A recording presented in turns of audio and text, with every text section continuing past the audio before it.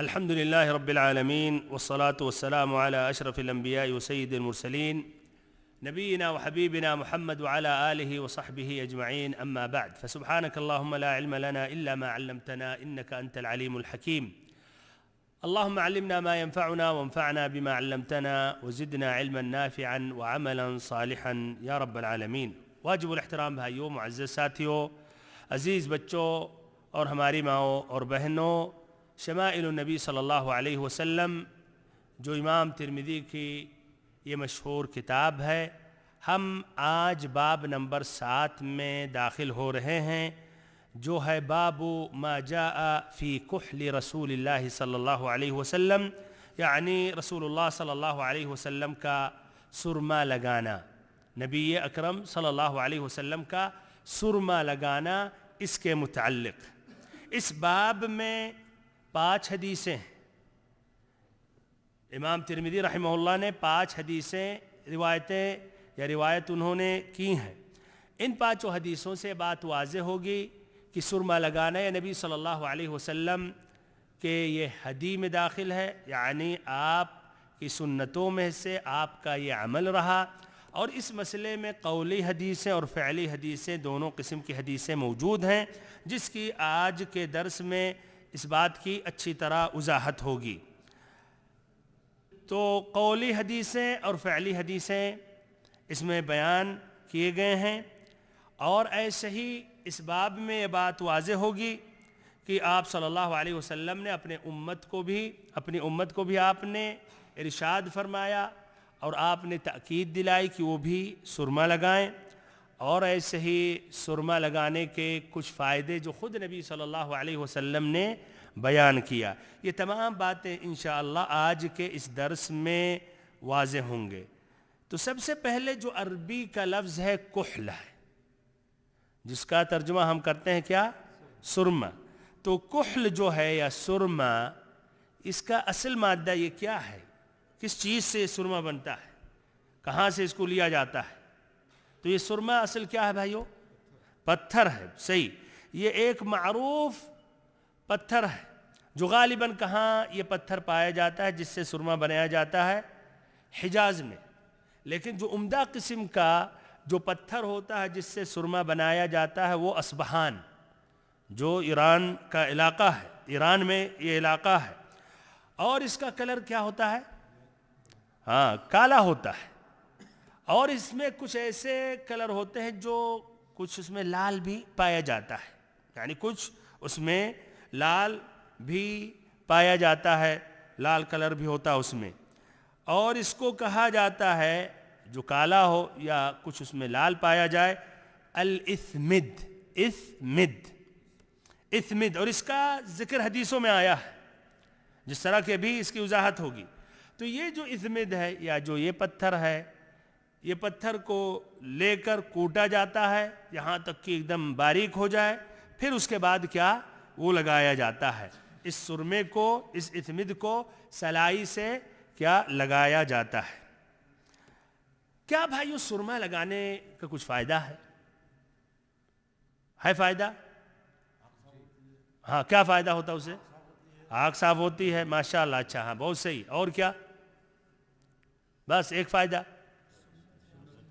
نبی صلی اللہ علیہ وسلم سے ثابت ہے. اب فائدے کیا ہیں؟ بینائی. ماشاءاللہ. دیکھیے بھائی، اس سے آنکھ کی بینائی مضبوط ہوتی ہے، اور اس میں کچھ جو بیماریاں آنکھ کے اندر یہ سرمے سے دور ہو جاتی. کہاں اب تک تھے آپ؟ اچھا، اس میں ایک نہیں، اب تک پوچھ رہا ہوں.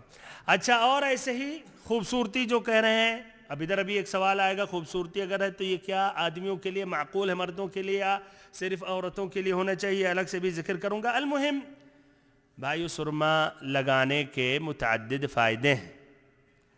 ان فوائد میں سے ابن القیم رحمہ اللہ نے زاد المعاد میں ذکر کیا.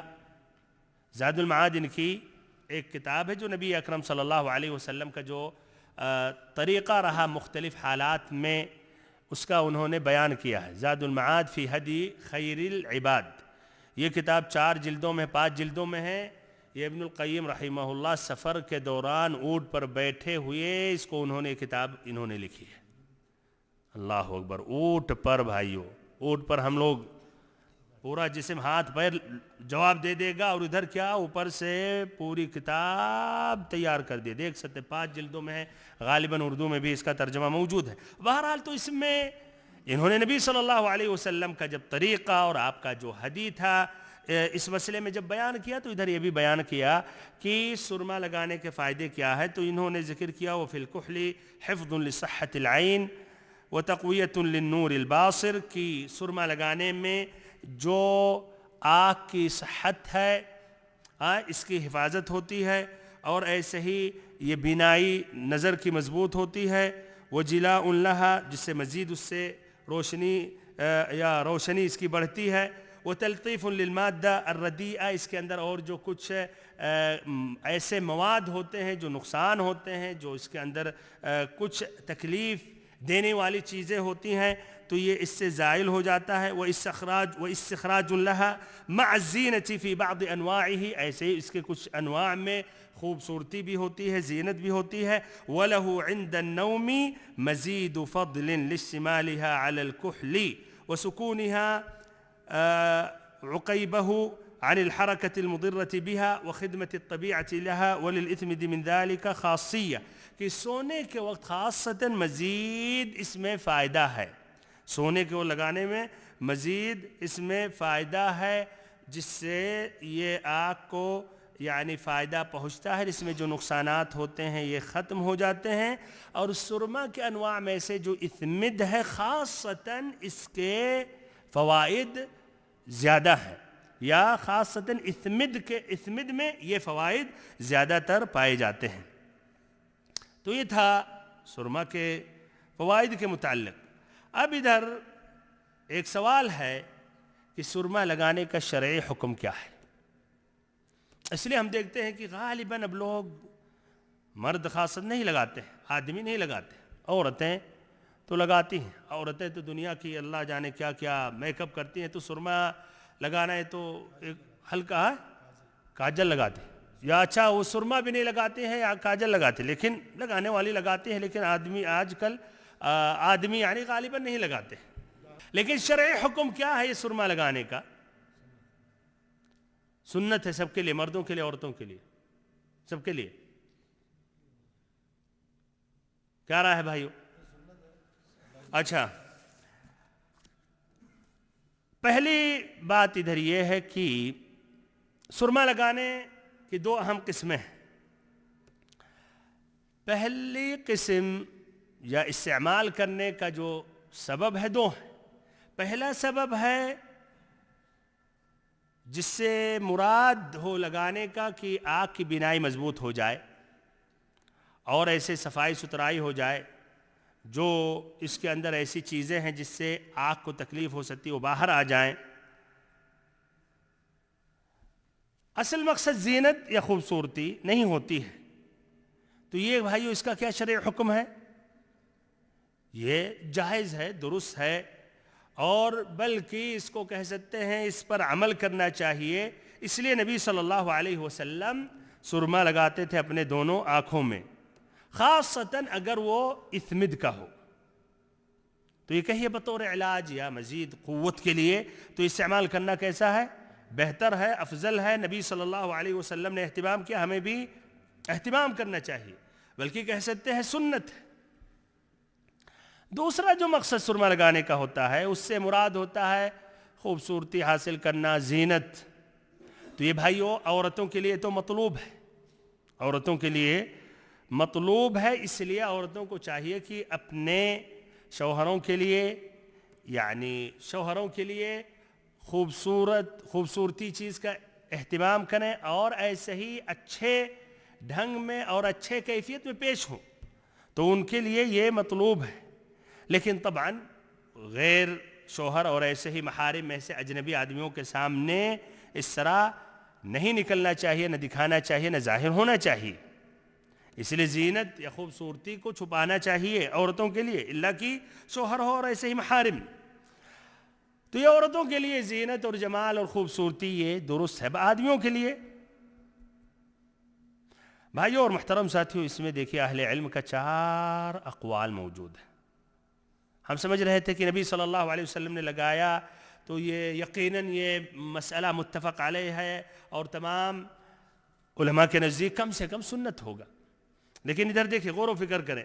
شافعیہ اور حنابلہ کے نزدیک یہ ہے کہ یہ مستحب ہے آدمیوں کے لیے اگر وہ اثمد کا ہے مطلقاً، یعنی مستحب ہے. مستحب یعنی سنت، مستحب ہے، بہتر ہے، مسنون ہے. یہ شافعیہ اور حنابلہ کے نزدیک.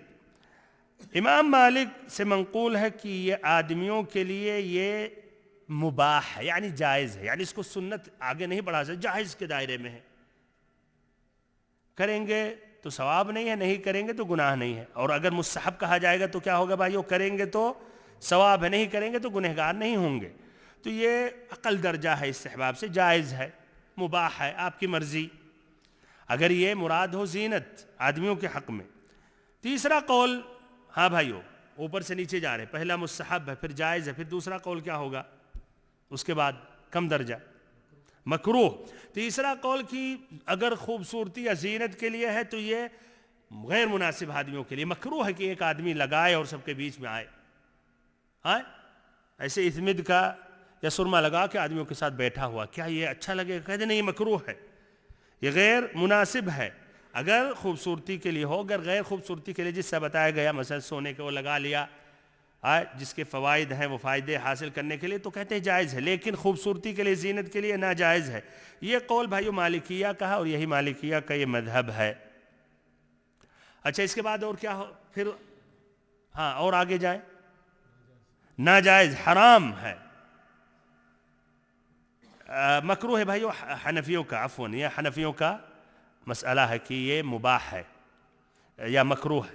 تیسرا جو قول ہے کہ مکروہ ہے، یہ حنفیوں کا مسئلہ. چوتھی رائے اس میں یہ ہے کہ یہ حرام ہے آدمیوں کے لیے خوبصورتی اور زینت میں سے لگا کے نکلنا، یہ غیر مناسب ہے، یہ حرام ہے. اور اگر زینت کے لیے علاوہ وہ تو پھر بھائیو وہ جائز ہے، بات واضح ہے. یہ مالکیہ کا قول ہے اور یہی ان کا مذہب ہے. تو بھائیو صحیح مسئلہ کیا ہے؟ کیا رائے؟ مستحب. کچھ اہل علم نے اس میں کہا کہ اگر آدمی کے حق میں لگانے سے فتنے کا سبب ہے، مثلا نوجوان ہے، اس سے کچھ فتنہ ہو سکتا ہے، یعنی عورتوں کے درمیان خاصتاً، تو اس سے بچنا چاہیے. ایک آدمی بڑا آدمی ہے، عمر دراز ہے، تو کوئی حرج نہیں اس کے لیے، مثلا یہ مناسب ہے یا مسنون ہے. بھائیو اگر حدیثوں پر غور و فکر کریں تو اکثر یہ آتا ہے کہ آپ صلی اللہ علیہ وسلم نے یہی حکم دیا کہ سونے سے پہلے، اور خود آپ نے سونے سے پہلے لگایا. تو ایک قول یہ بھی ہے کہ اس کو سونے سے پہلے لگانا چاہے. اب اس کے اگر کچھ آثار ظاہر ہو رہے ہیں، آدمیوں کے درمیان بھی نکلنا، تو انشاءاللہ کوئی حرج نہیں ہے. اور اس نیت سے اگر اس نے عمل کیا، لگایا کہ نبی صلی اللہ علیہ وسلم بھی لگاتے تھے سونے کے وقت خاصتاً، تو وہ کہا جائے گا مستحب. واللہ اعلم. اور ایسے ہی اگر لوگوں کے نزدیک یہ کوئی عیب نہیں ہے، معروف اور ان کے عرف میں یہ داخل ہے، لوگ لگاتے ہیں، تو یہ بھی اس کا کوئی حرج نہیں ہے انشاءاللہ ایسی صورت میں. بلکہ اگر مقصد سنت پر عمل کرنا ہے تو وہ اس کا یہ عمل سنت میں شمار ہوگا. اور اگر لوگ اس کو معیوب سمجھتے ہیں کہ آدمیوں کے درمیان سرما لگا کے نکلے، تو اس کو سونے سے پہلے لگا لینا چاہیے. اور ظاہری بات ہے سونے سے پہلے جب لگائے گا اور اٹھے گا پھر منہ دھلے گا تو وہ اس کے آثار یا نشانی زائل ہو جائے گی. بہرحال بھائیو اب یہ حدیثیں بیان کر رہا ہوں. پہلی حدیث جو امام ترمذی رحمہ اللہ نے ذکر کیا، کہتے ہیں حدثنا محمد بن حمید الرازی قال انبأنا ابو داود الطیالسی عن عباد بن منصور عن عكرمة عن ابن عباس رضي الله عنهما أن النبي صلى الله عليه وسلم قال اكتحلوا بالإثمد فإنه يجل البصر وينبت الشعر. وزعم أن النبي صلى الله عليه وسلم كانت له مكحلة يكتحل منها كل ليلة 3 في هذه و3 في هذه. حدیث کا ترجمہ حضرت ابن عباس رضی اللہ عنہما سے مروی ہو، فرماتے ہیں یقیناً نبی صلی اللہ علیہ وسلم نے فرمایا، ان النبی، ان عربی میں تاکید کے لیے، اسی لیے ترجمہ ہے کہ یقیناً نبی صلی اللہ علیہ وسلم نے فرمایا اکتحلوا بالاثمد، تم اثمد سرما لگایا کرو، تم اثمد سرما لگایا کرو. فإنه يجل البصر، وہ بینائی کو تیز کرتا ہے، وينبت الشعر، اور پلکوں کے بال اگاتا ہے۔ تو اس میں دو فائدے ہیں، کیا؟ ایک کیا ہے؟ بینائی مضبوط کرتا ہے، اور یہ پلکوں کے بال کو اگاتا ہے۔ حضرت ابن عباس رضی اللہ عنہما کا خیال ہے، وزعما کا لفظی ترجمہ خیال ہے، لیکن زعما کا بھائیو معنی آتا ہے کہ انہوں نے کہا۔ تو حضرت ابن عباس رضی اللہ عنہما نے کہا کہ نبی صلی اللہ علیہ وسلم کے پاس ایک سرما دانی تھی، جس سے آپ صلی اللہ علیہ وسلم ہر رات، دیکھیے ہر رات یعنی کہ صبح لوگوں پر داخل ہونے سے پہلے یا ملاقات کرنے سے پہلے، جس سے آپ صلی اللہ علیہ وسلم ہر رات 3 سلائی ایک آنکھ مبارک میں اور 3 سلائی دوسری آنکھ میں ڈالتے تھے۔ 3، پھر دوسرے آنکھ میں کتنا؟ 3 سلائی ڈالتے تھے۔ یہ پہلی حدیث ہے، اس کا ترجمہ، اس کی تخریج امام ترمذی رحمہ اللہ نے الشمائل میں روایت کی ہے، ایسے ہی اپنی کتاب کس میں؟ السنن میں، پیج نمبر 418 یا 418، حدیث نمبر 1757، کتاب اللباس، باب ما جاء فی الاکتحال، اسی سند اور اسی متن کے ساتھ۔ ایسے ابن ماجہ نے بھی روایت کی ہے، پیج نمبر 504، حدیث نمبر 3499، کتاب الطب، باب من اکتحل وترن۔ امام احمد نے بھی روایت کی اپنی المسند میں، مجلد 5، پیج نمبر 343، حدیث نمبر 3320۔ الطبرانی نے اپنے کتاب المعجم الکبیر میں، مجلد 11، پیج نمبر 325، حدیث نمبر 11888۔ الحاکم نے اپنی کتاب المستدرک، مجلد 4، پیج نمبر 408۔ یہ تمام حضرات غور سے سن لیں، اس لیے اس کے بعد والے حدیث میں آپ سے سوال کروں گا، جو منتبہ ہوگا وہ جواب دے گا۔ یہ تمام حضرات روایت کرتے ہیں، آگے اسناد ان کا جا کے ملتا ہے عباد ابن منصور سے، جو روایت کرتے ہیں عکرمہ سے، عکرمہ جو روایت کرتے ہیں کن سے؟ ابن عباس رضی اللہ عنہما سے۔ تمام حضرات روایت کرتے ہیں عباد ابن منصور سے، جو روایت کرتے ہیں اپنے استاد عکرمہ سے، جو روایت کرتے ہیں کن سے؟ ابن عباس رضی اللہ عنہما سے۔ حدیث سند کے اعتبار سے ضعیف ہے، اس لیے اس میں جو راوی ہیں عباد ابن منصور، جو سبھی کی اسنادیں، سبھی کے اسانید جا کے وہاں ملتے ہیں، وہ ضعیف ہیں۔ تو اگر ایک راوی ضعیف ہے اور کوئی اس اسناد میں کسی نے سپورٹ نہیں کیا، تو اس اسناد کو کہا جائے گا کہ کیا ہے؟ ضعیف ہے۔ تو اس طرح یہ حدیث ضعیف ہے۔ لیکن بھائیو، یہ حدیث اسی معنی میں اور بھی حدیثیں آئی ہیں، تو اس طرح یہ حدیث حقیقت میں اس کو کیا کہا جائے گا؟ حسن لغیرہ، یعنی حدیث مقبول ہے، صحیح سے کم درجہ ہے لیکن مقبول ہے۔ تو یہ پہلی یہ حدیث ہے۔ دوسری حدیث، اب آپ سے سوال ہے، وہ پہلی والی حدیث ہے یا ایک نئی حدیث ہے؟ امام ترمذی رحمہ اللہ کہتے ہیں حدثنا عبداللہ ابن الصباح الہاشمی البصری قال حدثنا عبید اللہ ابن موسیٰ قال اخبرنا اسرائیل بن یونس عن عباد بن منصور، تحویل یعنی ایک دوسرا اسناد بیان کر رہے ہیں۔ وحدثنا علی بن حجر قال حدثنا یزید بن ہارون قال حدثنا عباد بن منصور عن عكرمة عن ابن عباس رضي الله عنهما قال كان النبي صلى الله عليه وسلم يكتحل قبل أن ينام بالإثمد 3 في كل عين. وقال يزيد بن هارون في حديثه إن النبي صلى الله عليه وسلم كانت له مكحلة يكتحل منها عند النوم 3 في كل عين. بھائیو، ایک ہی حدیث ہے، دوسری حدیث ہے، ترجمہ کر رہا ہوں۔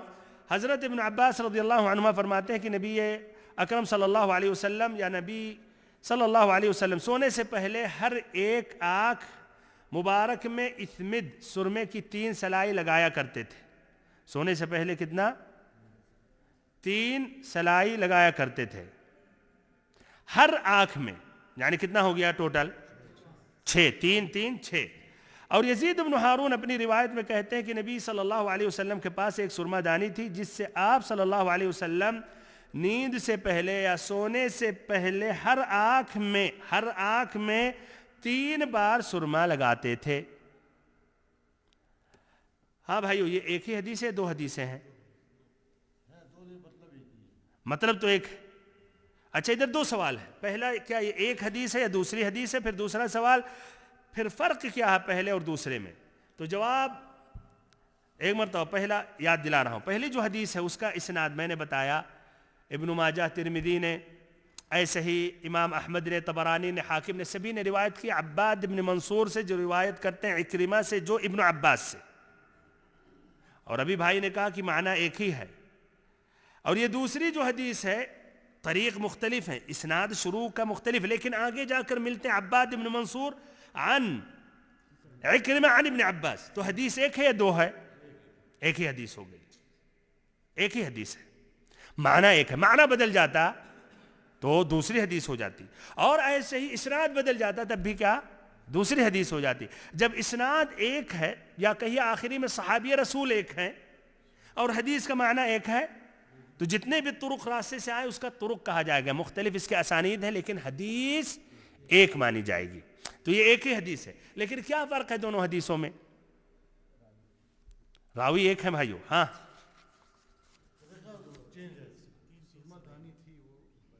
اچھا، پہلی حدیث پڑھ رہا ہوں پھر دوسری. پہلی حدیث میں کہا اکتحلوا بالاثمد فانه يجلو البصر وينبت الشعر. اور دوسری حدیث میں ہے کان النبی صلی اللہ علیہ وسلم یکتحل قبل ان ینام بالاثمد 3 فی کل عین. پہلی حدیث حدیث قولی ہے، امر ہے، حکم ہے، اور دوسری حدیث حدیث فعلی ہے. ہاں نہیں، فعلی ہے یعنی اخبار ہے. نبی صلی اللہ علیہ وسلم سونے سے پہلے 3 مرتبہ لگاتے تھے ایک آنکھ میں، سلائی سے کیا لگایا کرتے تھے 3 مرتبہ ایک آنکھ میں اور دوسری میں. اچھا، تو یہ دونوں میں یہ فرق ہے. آگے اب بڑھتے ہیں اس حدیث کی کچھ مزید وضاحت. پہلی جو حدیث ہے اس میں امر کا صیغہ ہے، حکم ہے اکتحلوا بالاثمد فانه يجلو البصر، کہ اثمد کا سرما یا اثمد سرما لگایا کرو. پھر آپ نے ترغیب دلائی کہ اس سے آنکھ کی بینائی مضبوط ہوتی ہے اور اس سے اس کی روشنی بڑھتی ہے. اچھا، تو یہ پہلا فائدہ فإنه يجل البصر، اور دوسرا فائدہ وينبت الشعر، کہ اس سے بال اگتے ہیں. مراد ہے کون سے بال؟ یہ آنکھ کے جو بال ہے، یعنی جس کو کہتے ہیں پلکوں کا جو بال ہے یہ اگتا ہے. وزعم ابن عباس، یعنی ابن عباس رحمہ اللہ نے کہا ان نبی صلی اللہ علیہ وسلم كانت له مکحلہ. مکحلہ کا ترجمہ سرما دانی، یعنی جو چھوٹی سے ڈبی کہیے، چھوٹے سے برتن جس میں سرما رکھا جاتا ہے. كانت له مكحلة يكتحل منها كل ليلة 3 في هذه و3 في هذه. اس میں 3 اور اس میں 3. اور دوسری جو روایت ہے اس میں یہ ہے کہ نبی صلی اللہ علیہ وسلم سونے سے پہلے اثمد لگاتے تھے 3 مرتبہ ہر آنکھ میں. اور یزید بن ہارون نے وہی کہا جو ابن عباس نے، کہ نبی صلی اللہ علیہ وسلم کے پاس ایک مکحلہ سرما دانی تھی جو سونے سے پہلے 3 مرتبہ دونوں آنکھ میں لگایا کرتے تھے. بھائیو، ادھر دونوں روایتوں میں ہے کہ سونے سے پہلے 3 مرتبہ لگاتے تھے. 3 کتنا ہو گیا؟ 6. اب آپ لوگوں سے ادھر سوال ہے، مسند امام احمد کی ایک دوسری حدیث ہے، ابو ہریرہ رضی اللہ عنہ سے مروی ہے. کہتے ہیں کہ نبی صلی اللہ علیہ وسلم نے فرمایا اذا اکتحل احدکم فلیکتحل وترا واذا استجمر فلیستجمر وترا، کہ جب تم میں سے کوئی سرما لگائے تو وہ کتنی مرتبہ لگائے؟ وتر نہیں، 6 نہیں، وتر 1 3 5 7 ٹاک سے ختم کرے. ایسے استجمار بھی کرے. بیت الخلاء میں داخل ہونے کے بعد صفائی ستھری آئی تو وہ بھی وتر ہونا چاہیے، خاص استجمار کے لیے جو ڈھیلے یا مندیل جو استعمال کیے جاتے ہیں. بہرحال تو ادھر آپ صلی اللہ علیہ وسلم نے کہا کہ سرما جو لگائی جائے وہ وترن ٹاک 1 3 5 ہو. اور اس حدیث میں کیا آتا ہے کہ آپ نے 3 لگایا یعنی 6. تو کیا رہا ہے بھائیو؟ حدیث میں تضاد ہے یا نہیں؟ کیسے جمع کریں گے دونوں حدیثوں میں؟ بہت صحیح، ماشاء اللہ. تو یہ دونوں حدیثوں میں جمع کرتے ہوئے اہل علم نے کہا نمبر 1 کہ نہیں، اس کا 2 طریقہ استعمال کرنے کا. پہلا طریقہ جیسا بھائی نے ذکر کیا، ہر آنکھ کا الگ حساب ہے. تو پہلے آنکھ میں 3 لگائے وتر ہے، دوسری آنکھ میں 3 لگائے یہ بھی وتر ہے. اس طرح اس حدیث پر بھی آپ نے عمل کیا، اور جو اس کتاب الشمائل میں اس باب میں اس حدیث پہ بھی آپ نے عمل کیا. آپ نے وتر کی مخالفت نہیں کی. ایک دوسرا طریقہ یہ ہے کہ نہیں، داہنے میں 1 مرتبہ لگائیں، پھر دوسرے بائیں میں لگائیں، کتنا ہو گیا؟ 2. پھر دائیں میں 1 مرتبہ لگائیں، 3 ہو گیا، اور بائیں میں ایک 4 ہو گیا، پھر دائنے میں 1 لگائیں، کتنا ہو گیا 5، تو وتر ہو گیا، ٹوٹل یہ وتر ہوا. تو اس طرح داہنے آنکھ کا بائیں پر 3 اعتبار سے افضلیت ہوئی. وہ کیا؟ ایک تو زیادہ ہوا اور ادھر کم، نمبر 2 شروع کیا گیا، اور نمبر 3 ختم بھی کیا گیا. تو اس طرح اس کی یہ فضیلت. یکتحل قبل ان ینام بالاثمد، بھائی سونے سے پہلے اثمد سرما لگاتے تھے. تو اس میں بھائی وہ ٹائم ہے کب لگایا جائے؟ سونے سے پہلے. تو اس طرح جو عمل کر رہے ہیں ان کو اس طرح عمل کرنا چاہیے کہ سونے سے پہلے لگائیں.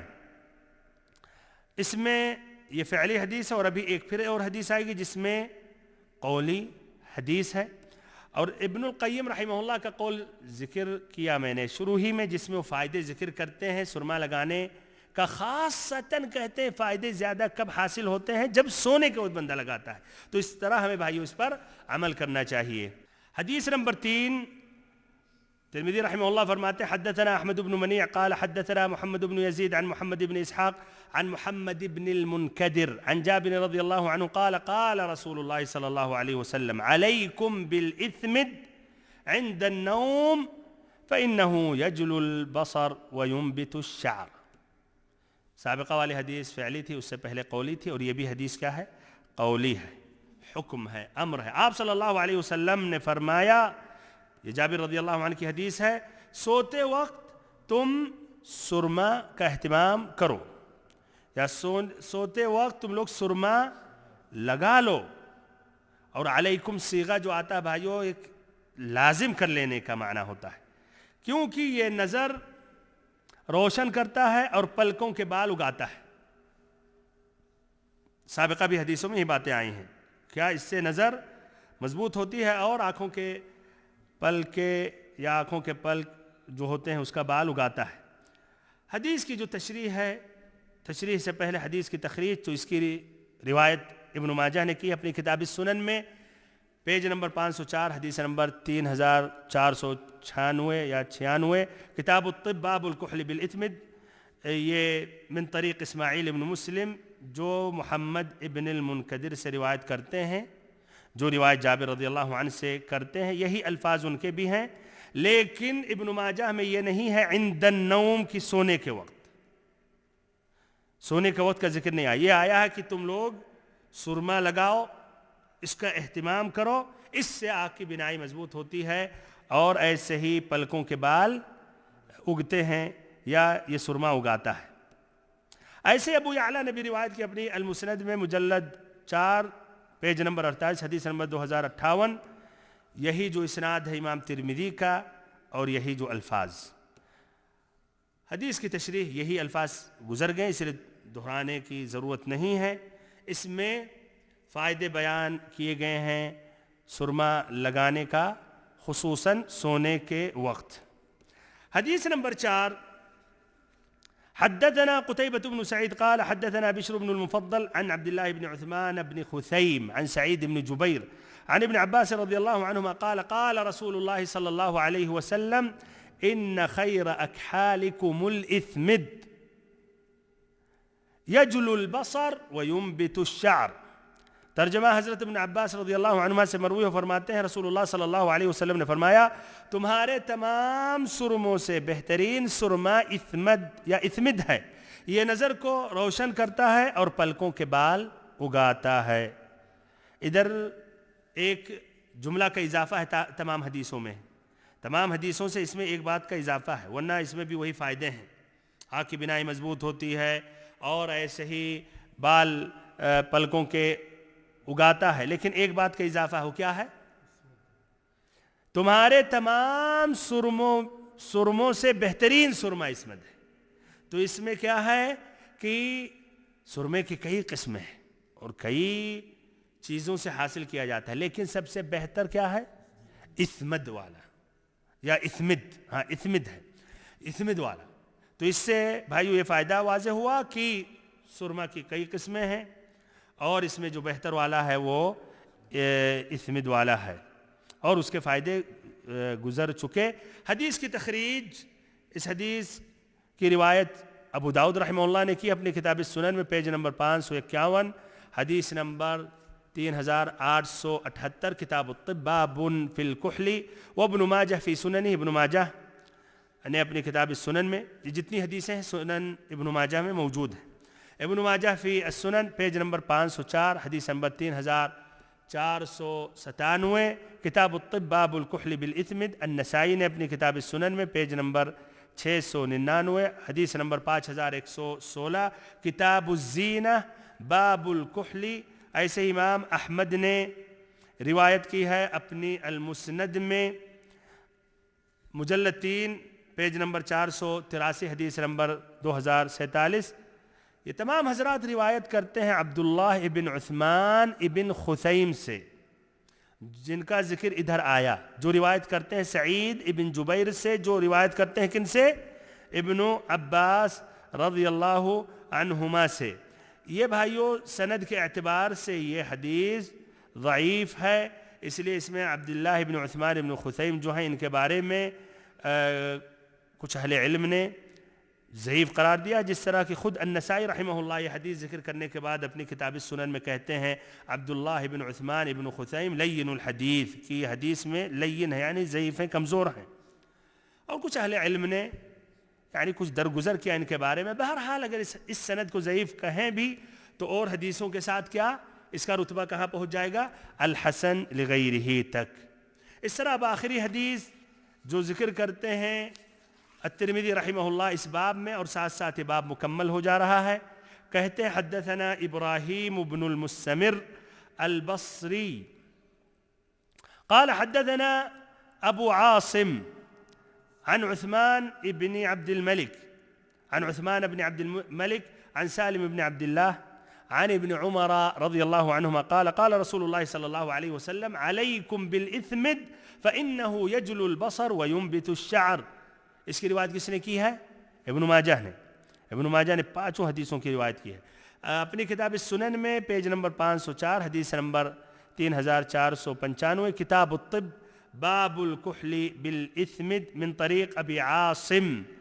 ابو عاصم سے جا کر ان کا سند ملتا ہے آگے۔ ابو عاصم روایت کرتے ہیں عثمان ابن عبد الملک سے، جو روایت کرتے ہیں سالم ابن عبداللہ ابن عمر سے، جو روایت کرتے ہیں اپنے والد عبداللہ ابن عمر سے، جو نبی صلی اللہ علیہ وسلم سے روایت کرتے ہیں۔ یہ بھی سند کے اعتبار سے اس میں عثمان ابن عبد الملک ہے المکی المؤذن، یہ بھی لین الحدیث ہیں یعنی ضعیف ہیں، جس طرح کہ ابن حجر نے التقریب میں ذکر کیا، لیکن یہ اور حدیثوں کے ساتھ تقویت مل کر یہ حسن لغیرہ تک یہ حدیث پہنچ جاتی ہے۔ تو اس طرح یہ پوری حدیثیں مقبول ہیں۔